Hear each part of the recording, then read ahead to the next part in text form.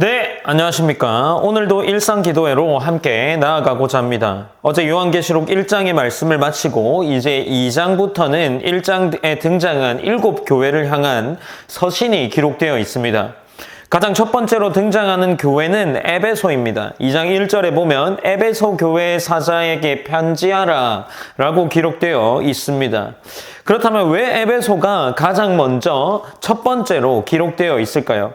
이는 아마 두 가지 이유에서 생각해 볼 수 있습니다. 첫 번째는 에베소가 아시아에서 가장 중요한 도시였기 때문이다 라고 할 수 있습니다. 그리고 두 번째는 지리적인 위치 때문이라고 할 수 있는데, 밤모 섬에서 에베소에 도착한 다음 서머나, 버가모, 두아디라, 사데, 빌라델비아, 라오디게아 순으로 연결된 도로를 가지고 타고 돌 수 있었기 때문이라고 생각해 볼 수 있습니다. 이 도시들 외에도 다른 도시들도 있었지만 요한계시록에서 서신을 기록하는 7교회는 로마 제국의 아시아를 대표하는 지역 7도시들이라고 할 수 있습니다. 그렇다면 이 7교회를 향한 편지는 곧 모든 아시아를 향한 편지라는 것으로 확대해서 생각해 볼 수 있습니다. 곧 각 교회에게 전달되었지만 모든 교회를 향한 서신이다 라고 할 수 있습니다. 이는 7절에도 나와 있는 본문으로 생각해 볼 수 있는데 2장 7절은 이렇게 기록합니다. 귀 있는 자는 성령이 교회에게 하시는 말씀을 들을지어다 라고 기록하고 있죠. 그러니 지금 성령이 교회에게 하시는 말씀을 들을지어다 라고 이야기하는 본문을 통해서 이것이 에베소 교회에게만 주어진 것이 아니라 로마 제국에 포함되어 있는 아시아 지역을 향한 교회, 그리고 더 나아가서 이 땅에 지금까지 현재에도 존재하고 있는 교회들을 향한 서신이다 라고 할 수 있는 거죠. 그렇다면 우리가 이제 에베소 교회를 향해서 이 예수 그리스도의 계시가 어떤 내용으로 나타나는지를 함께 생각해 보고자 합니다. 에베소는 어떤 곳이었을까요? 에베소는 로마 제국에서도 손꼽히는 부유한 도시라고 할 수 있습니다. 행정 수도였고 로마 제국의 금융센터라고도 할 수 있는 도시였습니다. 에베소는 당시 7대 불가사의라고 불릴 수 있을 만큼의 아데미 여신을 섬기는 엄청난 규모의 성전이 있기도 했습니다.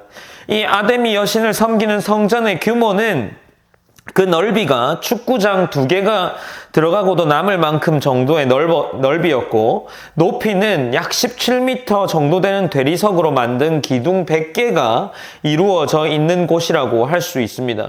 그러니 지금 이 에베소는 재정적으로도 종교적으로도 연애적으로도 어쩌면 지금으로 볼 때 스포츠에 대한 것에 있어서도 어쩌면 모든 면에서 로마 제국에서 가장 중요한 도시 중에 하나였습니다. 특별히 이제 이 2장 1절에서는 에베소 교회의 사자에게 편지하라 라고 기록하고 있는데, 이 사자는 무엇일까요? 이 사자의 의미는 교회를 권장하는 천사로 이해하는 것이 가장 설득력이 있습니다. 특별히 이와 더불어서 각 사자라는 의미는 자기가 관장하는 교회를 대표하는 어떤 영, 곧 천사를 의미한다라고 했습니다. 그리고 교회의 특징과 정체성 같은 것으로 이해할 수 있기도 합니다. 분명한 것은 에베소 교회를 향해 예수 그리스도의 계시가 요한에게 주어졌고, 이 요한은 에베소 교회를 향해서 자신에게 주어진 계시를 기록하고 있다라는 거죠. 먼저는 이제 이 계시를 살펴볼 때 1절에서는 오른손에 있는 7별을 붙잡고 7 금촛대 사이를 거니시는 이가 이르시되, 앞서 1장에서도 동일한 표현들이 등장했죠. 그리스도는 오른손에 별을 쥐었다라고 이야기하고 7 금촛대 사이를 거니시는 분으로 표현되고 있습니다. 7별은 이미 교회의 사자라고 밝혀졌고 7 금촛대는 7 교회를 상징합니다. 그리스도는 그 7 교회를 거니시는 분으로 표현되고 이것이 동일하게 1장과 2장에서 동일하게 나타나고 있다라는 거죠. 그렇다면 이제 이 예수 그리스도 7별을 붙잡고 7 금촛대 사이를 거니시는 이 예수 그리스도가 에베소 교회를 향해서 무엇을 이야기하고 있습니까? 먼저는 칭찬으로 이 서신을 시작하고 있습니다. 에베소 교회가 한 행위와 수고, 인내를 알고 있다라고 기록하고 있죠. 2장 2절에서는 내가 내 행위와 수고와 내 인내를 알고 라고 기록합니다. 에베소 교회는 열심히 일한 교회이며 고난을 받으면서도 참고 견딘 좋은 교회라는 칭찬을 받습니다. 거짓 사도들이 교회로 들어왔을 때에 이 에베소 교회는 그 거짓 사도들을 밝혀낸 교회였습니다. 6절에서는 오직 내게 이것이 있으니 네가 니골라당의 행위를 미워하는도다. 나도 이것을 미워하노라 라고 기록을 합니다. 아데미 숭배와 황제 숭배 등 여러 종교가 유행했던 에베소는 이 에베소 교회가 위치한 이 에베소에서 꿋꿋하게 낙심하지 않고 참으면서 이단과 함께하며 힘든 싸움을 하며 신앙을 지켜나간 교회였습니다. 아데미 숭배와 황제 숭배 등 이 사실 현대 관점에서 미개한 종교 수준이라고 생각할 수 있지만 아데미 숭배와 황제 숭배 등의 이러한 종교 수준의 미신 같은 것은 단순히 우리가 수준에서 어떤 것을 지키면 된다, 지키면 안 된다와 같은 그러한 맥락에서의 아주 작은 티끌과 같은 가르침을 주는 것이 아니었을 겁니다. 그들은 아마도 그만큼 권위가 있었던 종교로서 그 지역에서 작용을 했을 거고, 그들이 전하는 분명한 메시지, 어떻게 살아야 하는지, 어떤 방식으로 생각해야 하는지, 어떤 것들을 내가 지켜내야 하는지 등의 굉장히 세세한 가르침들이 있었을 것으로 짐작해 볼 수 있습니다. 에베소 교회 성도들은 그러한 유혹들이 있었을 거고, 조금만 타협하면 이 종교를 버리는 것이 아니라 이 예수 그리스도를 부인하는 것이 아니라 조금만 타협하면 아마도 그들은 로마 제국이 제공하는 수많은 것들을 누리면서 그 혜택 속에서 그들의 일상을 살아낼 수 있었을 겁니다. 그러나 에베소 교회는 그렇게 하지 않고 인내하는 자들이라고 오늘 본문은 평가해주고 있습니다. 그 길을 택하지 않고 타협하지 않고 그리스도에게 따라 나간 자들이었습니다. 그러나 어떻습니까? 이들에게 책망할 내용이 있다라고 합니다.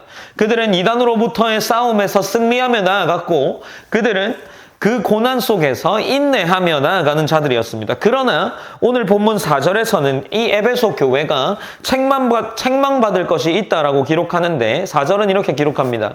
그러나 너를 책망할 것이 있으니 너의 처음 사랑을 버렸느니라 라고 기록을 합니다. 처음 사랑을 버린 것, 에베소 교회가 지키려고 했던 건전한 신학의 핵심에는 사실 하나님에 대한 깊은 사랑이 있어야 했는데, 옳은 교리나 신학을 지키려다가 그들에게 사랑이 없어진 것이 아닐까 합니다. 세상이 제시하는 유익을 즐기라고 타협을 가르치는 이단과 싸우게 될 경우 경직될 수밖에 없었으리라고 짐작할 수도 있습니다. 어쩌면 그들은 지성과 이성만으로 이 신앙을 이끌어갔고 처음 사랑을 잃어가는 공동체의 모습이 아니었을까 합니다. 그리스도는 이러한 처음 사랑을 잊어버린 그들에게 방법을 제시하고 있습니다. 그들이 어떻게 회복해야 하는지를 제시하고 있습니다. 첫째로 그들에게 제시된 것은 5절에 기록되어 있는데, 가장 먼저는 무엇을 해야 합니까? 그들은 생각해야 했습니다. 이 생각하라는 기억하라와 동일한 의미인데, 먼저 그들이 기억해야 했던 것은 무엇입니까? 5절에서는 어디서 떨어졌는지를 생각해라 라고 합니다. 그러니 그들은 어디서 떨어졌는지를 기억해내야 합니다. 곧 이것은 먼저 기억해야 할 것은 그들의 모습이 어떠했는지인 겁니다. 처음을 믿었을 때 어떠한 모습으로 살아냈는지를 기억해야 합니다. 어떻게 그리스도와 사랑에 빠졌는지를 생각하라고 이 그리스도께서는 권면하고 있습니다. 둘째는 무엇입니까? 5절에 계속돼서 이어져 나온 것은 회개하지 아니하면이라고 합니다. 회개해야 한 것을 이야기하고, 셋째는 무엇입니까? 처음에 하던 일을 하라라고 말씀하십니다.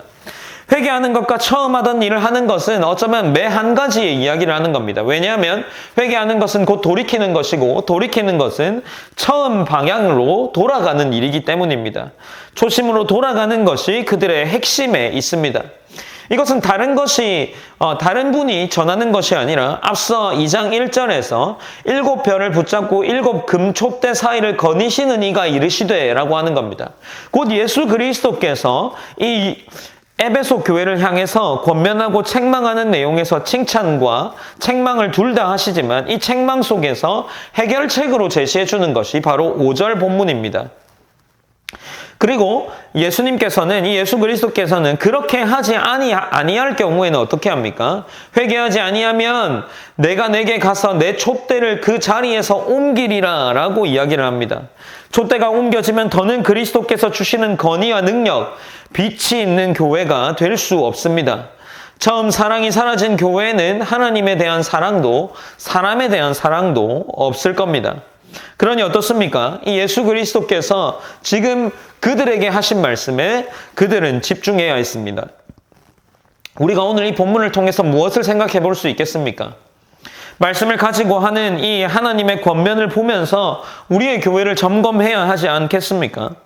우리는 어쩌면 이 처음 사랑과 처음 행동을 만들어가는 그 시점에 서 있는 교회가 아닌가 싶습니다. 이 처음의 시기에 이 교회가 잘 세워지기를 기도합니다. 에베소 교회에서 처음 사랑과 처음 행위를 가지라고 하신 하나님의 말씀처럼 우리가 지금 이 일상교회를 세워나가는 가운데에 하나님의 말씀처럼 이 교회를 처음에 행위를 잘 만들어내고 이 처음 사랑을 잘 가지고 나아갈 수 있는 이 시작점을 만들 수 있는 그러한 교회가 될 수 있도록 하나님 인도하여 달라고 기도했으면 좋겠습니다.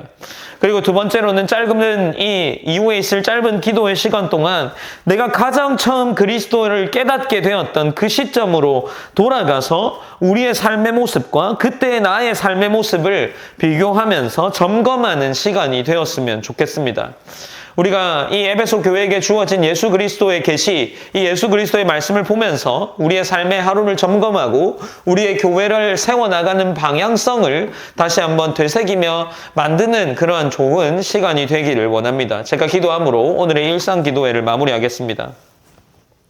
사랑의 하나님 감사합니다. 하나님 오늘 우리가 요한계시록 2장에 등장하는 에베소 교회의 말씀을 함께 살펴봅니다.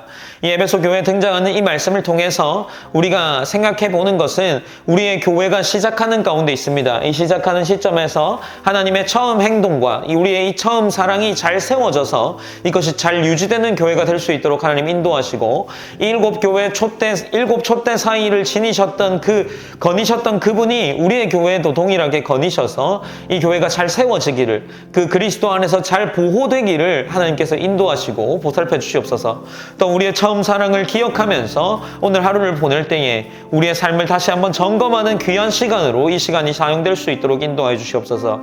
온전히 모든 영광 하나님께 올려드리며 오늘의 삶에서도 하나님 앞에 승리할 수 있는 귀한 시간이 될 수 있도록 인도하여 주시옵소서.